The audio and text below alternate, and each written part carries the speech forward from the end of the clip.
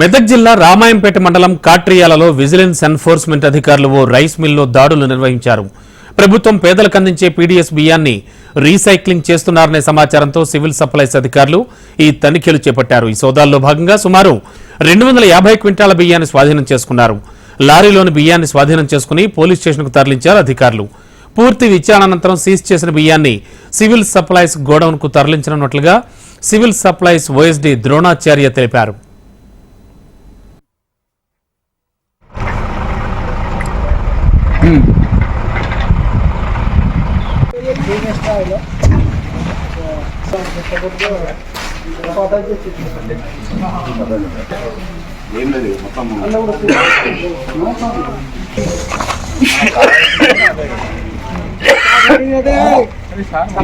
phone